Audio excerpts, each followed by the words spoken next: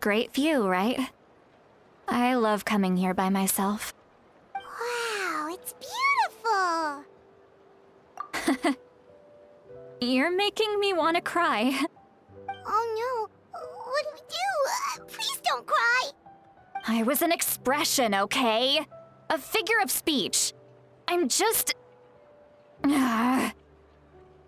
embarrassed. Here you are thanking me. Even after you helped me all this time. Let's just have a casual conversation. It's easiest that way. Really? You don't seem like the kind of person who keeps things casual. Well, I guess I used to be more of a stickler for the rules. And you're right, I don't usually open up to the people of my tribe like this. I'm just an eccentric old hag to them. That story's been passed down so long, it might as well be true. But you're just a regular person. The kids of my tribe would have a heart attack if they heard you say that. Granny Eatsley is a powerful figure. Be careful around her. That's what they'd say. Well, you are powerful. Are they afraid of you? Some are. Others are mad I always come out on top. A few decades like that, and people stop knowing how to deal with you. What about you? Are you scared of me? We don't find you scary at all.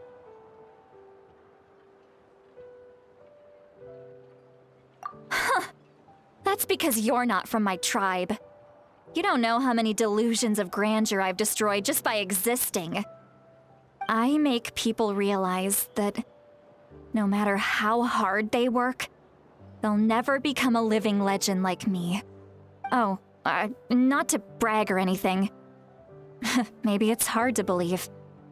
Just pretend I never said anything.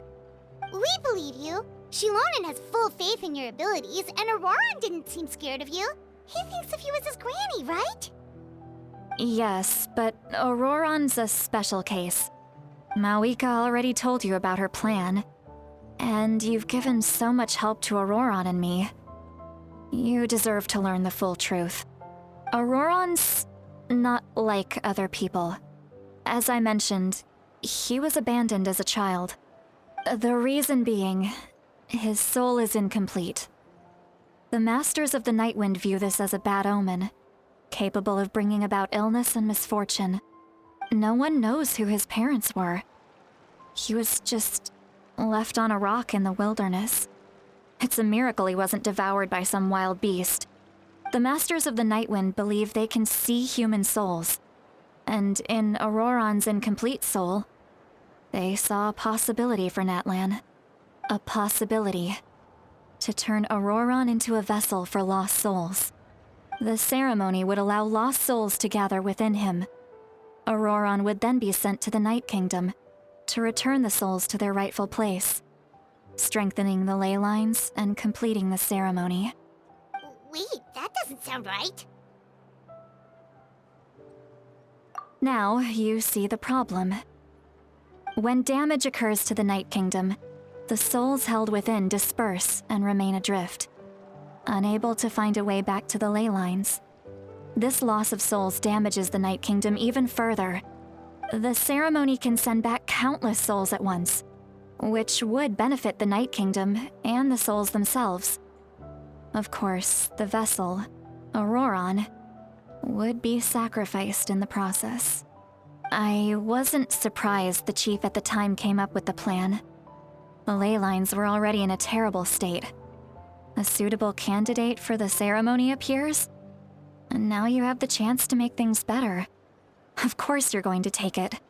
When the chief asked for my opinion, I didn't give my approval, but I didn't object either.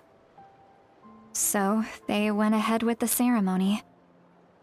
It failed, and Ororon escaped with his life. Pathetic, isn't it?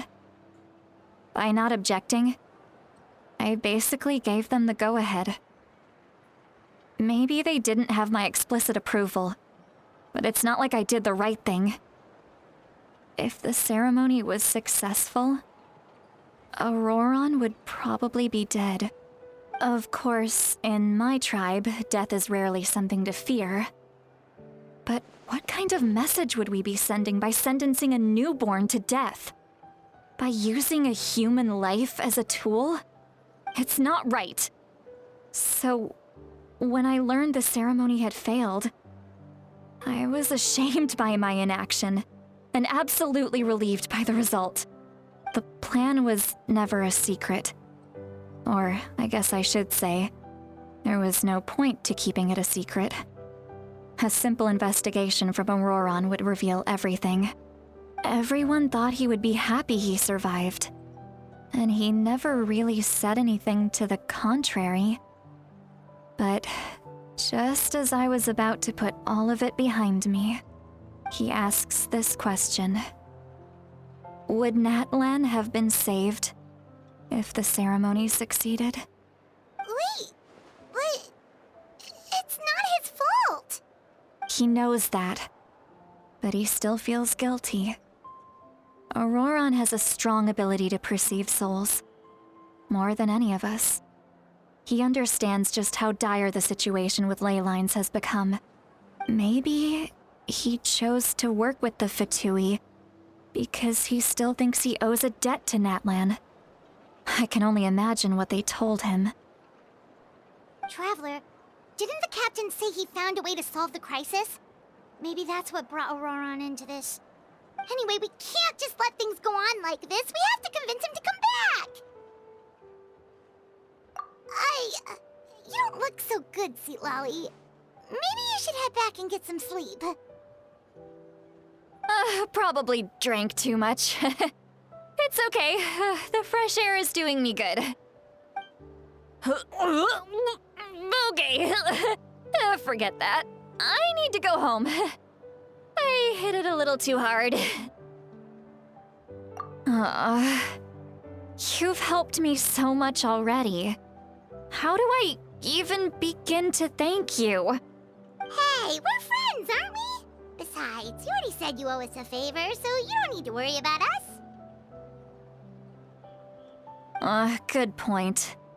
Well, I'll go home and get some sleep. We can figure out our next move in the morning.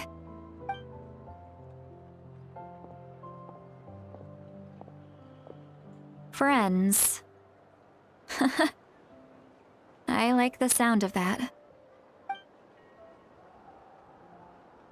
Ororon's probably back with the captain, don't you think?